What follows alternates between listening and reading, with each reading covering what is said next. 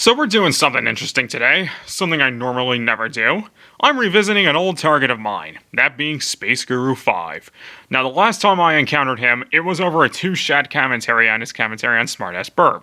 Now lately I've had mixed feelings about that video. I felt that my points were still valid, but I really question if that video really even had to be made at all. But this time, a video is very much warranted. Today I'll be covering his video on Riley Dennis. Now before anyone mentions that this video is 8 months old, I want to say a couple things. One, Space Guru hasn't shown an ounce of regret for anything he said in the video. In fact, he actually considers it his best work. Make of that what you will. Second, I initially wanted to cover this video while it was still fresh, but life had other plans for me. So with all that out of the way, let's get this show on the road. Hey guys, Space Guru 5 here. Well, it's been a while since I've covered something politically charged, hasn't it? This time we'll be talking about rape allegations. Yeah, strap yourselves in, folks. We're about to enter very dangerous territory. Viewer discretion is highly advised. Well, it's nice enough for you to at least warn us about how horrendous your video is going to be. Before I begin, I'd like to introduce you to the subject of today's commentary. Enter Riley J. Dennis, a political commentator who champions the LGBT and fights for their rights, even though for the most part things are pretty much resolved now. Yet a year prior to this video's release, in your commentary on Tom, you said that there's still a lot of work to be done in terms of solving LGBT oppression. And now you're saying that there's nothing to worry about anymore? How is that not a double standard? I know that you partially disowned that video, but if one of the ideas that you disowned in that video is the idea that LGBT people still face adversity, then that's pretty concerning. There's a bit more to her than that, of course. She's also the type of LGBT person who go out of their way to force sexualities into places they don't belong. Like, for example, when she talked about how Mario Tennis characters are queer. Bit of a weird choice there. She also makes videos about how white genocide isn't a thing and how polyamorous relationships should be more acceptable by today's society. Yeah, we're in for a far leftist train wreck today, folks. Wait a minute, how are those two videos even an indication that she's a bad YouTuber? And don't say that's not what you meant, because you wouldn't call her a far leftist train wreck otherwise. But hold on, let me harp on something with unfortunate implications. Guru, do you actually think white genocide exists? You know, that talking point widely spread by white supremacists? Because if you do, then I gave you way too much credit when I first heard of you, and you're a disgusting piece of shit. If you don't think it exists, then why don't you use a different video to show her videos suck? That way you wouldn't give out the impression that you're secretly a white supremacist.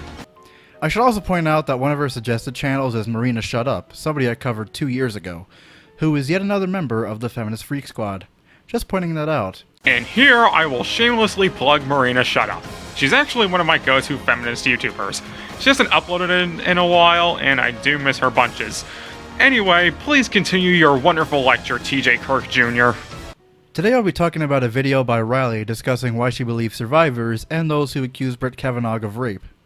The whole Kavanaugh brouhaha is too long and complicated to be explained in this particular video, but I'll try to give a synopsis of what's happened so far. Brett Kavanaugh was being considered for confirmation as Supreme Court Justice, which is one of the highest judicial positions in the entire country. However, as this appointment was considered, a number of accusations came out against him from women claiming he raped them, most notably Dr. Blasey Ford. These accusations were debated by the Senate and by the wider masses. Some wanted him to be disqualified, others wanted him to be appointed, and accusatory opinions about both sides ensued. This led to nasty, widespread bickering on both sides, with either opinion being associated with certain sectors of the political spectrum. This was yet another instance of needless politicization of a major issue in a decade replete with such instances. That's not needless politicization. Sexual predators holding political power is a horrifying reality that no one should have to take lying down. I don't care what side of the political spectrum you're on. You know what the worst part is? We haven't even started the commentary, and you're already shown how unscrupulous your ideology is and have prefaced just how ignorant you'll be as we go on. Green is not a creative color. For a while, I had no idea what I could add to this conversation or how I could make a video on this topic, because it seems very obvious to me that we should believe Brett Kavanaugh's accusers and not appoint him to the Supreme Court. End of story. Like, that doesn't take several minutes to explain. His accusers' accounts are highly credible. So you're saying that we should just assume these allegations to be true without any due process or trial? No, dude. There's perfectly good reasons why the United States justice system operates on the innocent until proven guilty notion and not the other way around, especially with the climate left in the wake of Me Too. However, I'll get into those as this video goes along. For now, just know that if we took all allegations at face value without questioning it, then hordes of innocent people will be punished just because somebody said they should be. That isn't justice, that's insanity. Alright, let me go ahead and knock this out of the way before we get into the good stuff. When we say believe women, we don't mean false accusations never happen and we should indiscriminately attack people who get accused of a crime. What it means is that there's very little reason or benefit for anyone who confesses to being raped or assaulted, especially when the accused is someone who holds great power. And the reason we specify believing women is because when was the last time you heard a man get the whole due process lecture thrown his way when he confessed to being raped or assaulted? Terry Crews? Nope. Kevin Spacey's victims? Nah. All those men who were sexually abused by the Catholic Church? In your dreams. They were never doubted or told that we should wait for due process. It all comes down to the bullshit idea that women can't be trusted. At this point, when I'm recording this, 5 different women have come forward, though that may have changed by the time this video goes live. The Me Too movement has been happening for long enough that folks should know by now to believe survivors. So what else is there to say? I'm not really sure there is much. Well, here's something to be said. While the Me Too movement has succeeded in bringing much-needed attention to survivors of rape, sexual abuse, and sexual harassment, it's also been used by opportunists to defame people who never committed such acts to begin with. If you don't believe me, look at what happened to Toby Turner, aka Tobuscus. He was accused of rape by his ex-girlfriend and just about everyone believed it, thus damaging his reputation. However, later on, he made a video explaining that the accusation was bullshit. Because if he said it was bullshit, then that means it is. Obviously, that's how that works. If a bank robber said he didn't rob the bank, then investigation over. Send him home. Plus, to make your point even more moot, Toby's story predates Me Too by like a year or so, and no one really cared enough about his story until Keemstar spread the word around. The only other person to attempt to corroborate April Fletcher's story is Jacqueline Glenn, one of Toby's exes, who even herself said that while she personally wasn't sold on the rape claims, she didn't deny their possibility of being true. So there you go. Someone who didn't even think the rape claims were true wasn't even casting the same level of doubt that people like you do. Regardless of whether or not you believe him, you can't deny that things like this can and certainly do happen. See also Gordon Ramsay. Oh yes, Gordon Ramsay, who still has a career, still has a massive following, and is still widely respected, is a poor little victim of the feminazis. Come on now. Who out there actually believed or took the claims against him seriously? Because I can't think of a single person who did. Everyone who knew about Amy's baking company wouldn't give a single fuck about anything the owners had to say given their terrible business practices. And the reason the claims weren't taken seriously was probably due to the fact that Gordon gave them heavily negative feedback and the owners are absolute shit at taking criticism. Is your argument that these claims ruin lives? They have to be in order for you to bring them up. But if so, then you're gonna have to stick with cases where lives and careers have been ruined. Because Gordon Ramsay doesn't belong to that category. Empowerment should mean that your voice gets heard just as much as the others, not that your voice should overpower the others. Learn the difference now or stay quiet. I'd give you that if that's what anyone was doing. And also, whose voices do you think they're overpowering? The voices of alleged rapists? Correct me if I'm wrong, but something tells me that giving alleged rapists as much vocal freedom as their victims sounds like a terrible idea. Also, if you're not so sure you can add much to this discussion, then why the hell are you even talking about it? I do think it's really important to talk about this stuff and to voice our support for survivors, which is why I'm making this video. Oh, so basically you're just making this video to cash in on it under the pretense of spreading awareness. Good to know. You're doing the exact same fucking thing right now! You're responding to a video displaying a viewpoint you oppose in the midst of a then currently widespread situation and trying to spread awareness to an issue that you think needs to be addressed. Like, holy shit, do you even understand the concept of looking in mirrors, or is your house just devoid of them? No, if that seems a bit harsh to say, just look at your lack of sources and your overwhelming presence of social media links. Yeah, that says just about everything for me. No, it doesn't. Did you not take into account that the things Riley mentioned in her video didn't really require sources? Almost everyone knew about the Kavanaugh accusations, and people who didn't likely either wouldn't watch her video and or would look elsewhere to see what everyone's talking about. Now, I'm not saying it's okay to never source a thing you're talking about, but it seems like all you're doing is using this as a trump card to not listen to anything she says. Just because you have something to support your statements doesn't mean it speaks for you. I try to make videos about topics like these educational and informational and sum up everything you need to know about this topic. But this time, more Kavanaugh accusers are coming forward every day. Senate Republicans keep finding new ways to be shitty. Hold the phone. You're making seditious remarks about senators of a political party? What basis do you have for this? Obviously you don't have any, because there are certain Republican senators who aren't 100% trusting of Kavanaugh either. Just look at Senator Jeff Flake, for example. He agreed to have the FBI investigate Kavanaugh when the Democrats put that prospect on the table.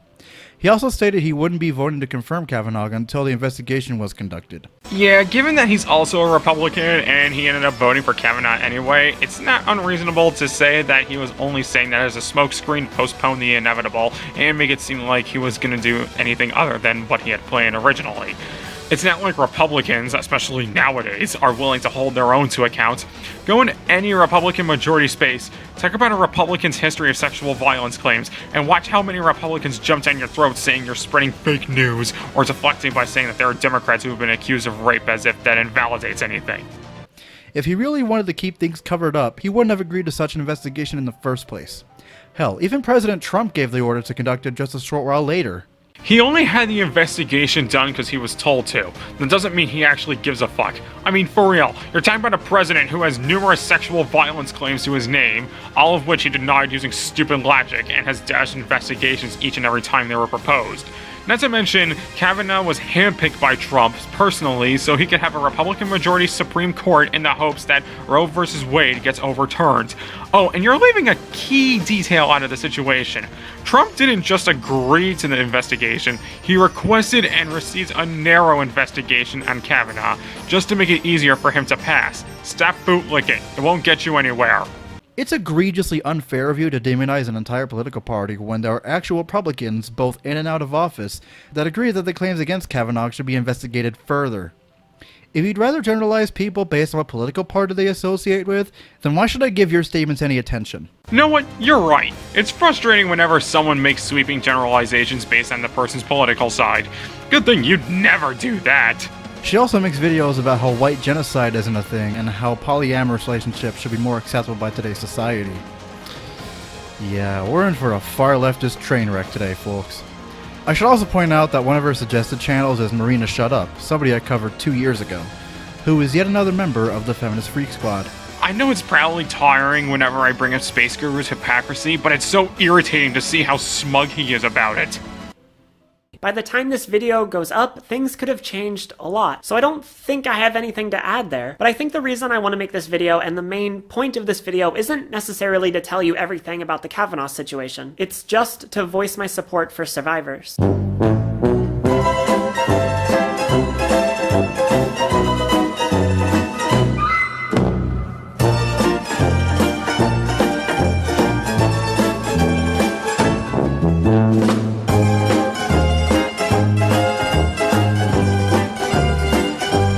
Well, seeing as Republicans have been getting outed left and right as sexual predators in some way, I don't think that's very baseless of her.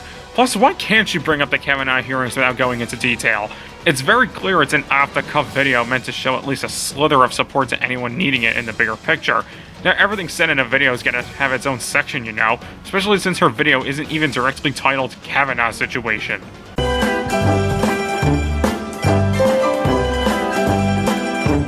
In other words, anyone but you. Get it. Against sexual assault survivors. Republicans are telling them that they're never to be believed. Tons of people are supporting those Republicans. I really detest how so many issues get turned into non-existent Democrats versus Republicans drivel, because doing so prevents real discourse from happening and thus enables people to be discursive about important issues. Then why is it that one side is in full support with sexual violence victims being believed and helped, while the other one says that victimhood is needlessly conditional, and if you don't meet their criteria, then you're just a psychotic bullshitter? This should be a nonpartisan issue. That much I'll agree with. But the thing is, it was a partisan issue when the Republicans saw no problem electing as sexual predators just because they belong to the same party. It's exceedingly dangerous to overly generalize the opposition in such a way, because you risk attacking straw men and thus making yourself look less credible. Right, because credibility comes in the form of overlooking the claims made against Trump and using him as a source to bolster your case. Yeah, not letting you live that down. Political discourse should never be a matter of us versus them. It should always be a matter of, let's work together to find a solution we can agree with. And what do you know? Both Democratic and Republican senators are agreeing to investigate the rape allegations further before voting to confirm Kavanaugh to the Supreme Court. So, does that really change the fact that Kavanaugh made it that far? Does it change the fact that Trump specifically wanted Kavanaugh to imbalance the courts in his favor to strip women of their reproductive rights? Does it really change the fact that Republicans don't truly care about the claims made against Kavanaugh and only went through with the investigation to get everyone off their backs? Of course it doesn't. I'd like to point out that Kavanaugh was appointed to the Supreme Court anyway, meaning we were right not to trust them. So, I believe Dr. Blasey Ford, I believe Deborah Ramirez, I believe Julia Swetnick, and I believe the other women accusing Kavanaugh of sexual assault. I believe survivors. It's clear from these accusations that Kavanaugh has a history of assaulting women. These women have no reason to come forward and put their well-being in danger if he did nothing to them. But the thing is, we don't know whether or not any of these women are lying. At the moment, their accusations are just allegations. They haven't been proven to be true or false yet, so we can't definitely say for sure whether or not Kavanaugh even did anything to them. Then why is it that you never go after the opposite side of the spectrum, where you have victim blamers and shamers who outright never believe a single accusation, not even the benefit of the doubt, against someone out of irrational paranoia? Rape victims have literally killed themselves because people disbelieve them. And what about the rape victims who get criminally charged for lying when there was no basis for the charge? This shit does happen, and I'm sick of people like you pretending it doesn't. If he did do something, then sure, he should be dealt with accordingly. However, if he didn't do anything to them, then you're just gonna look like a total asshole for immediately siding with liars. I'm not saying that you can't or shouldn't support rape victims, but at the same time, you shouldn't automatically take what they say at face value. Crocodile tears exist, and so laws against slander and defamation exist. Basically, just be careful who you trust. But again, the due process side doesn't have a definitive standard for what constitutes a false accusation. Right now, if I said I was raped and had zero evidence to back that up, then apparently I'm a liar. This way of thinking pretty much makes it sound like rape victims are as credible as flat earthers. And no, it's not easy to prove a rape. No one plans to be raped where they can get a video or a photographic evidence. Plus, most rape happens when no one's looking, making the case of finding eyewitnesses as equally difficult.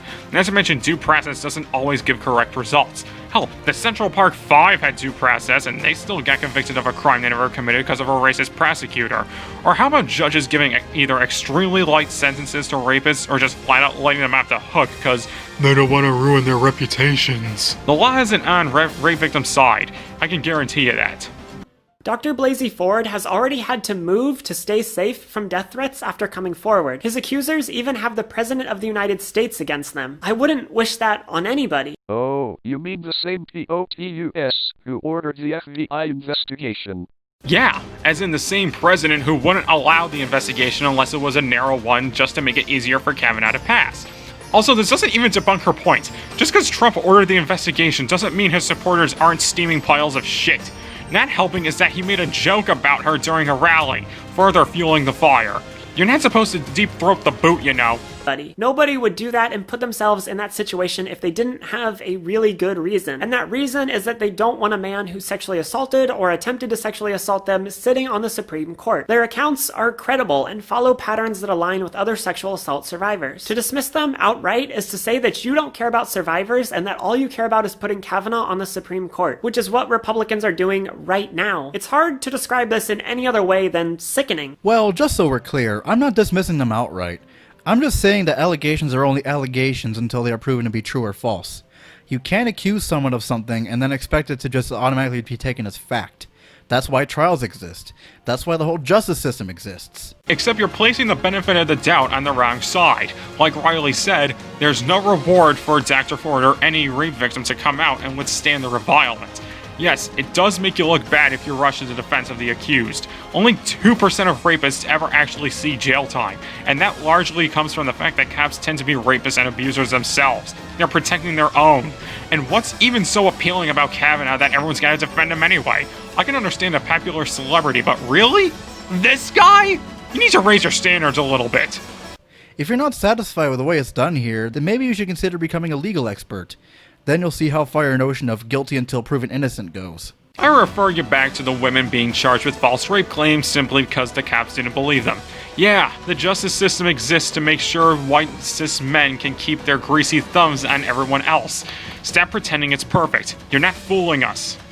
Republicans want to vote on confirming Kavanaugh before hearing all these women out. Republicans don't care what his accusers have to say. That's scary. He's not even being put on trial for his actions. He's just losing a chance at an extremely powerful job. People get denied jobs for all sorts of lesser reasons. He should absolutely be disqualified for having these accusations against him. So you want someone to be disqualified from holding a federal position because of things that haven't been proven yet? It's a bit premature to be calling for something like that right now. Just because you think someone is guilty doesn't mean that they already are guilty. And just because there's no physical evidence of something happening doesn't mean it didn't happen.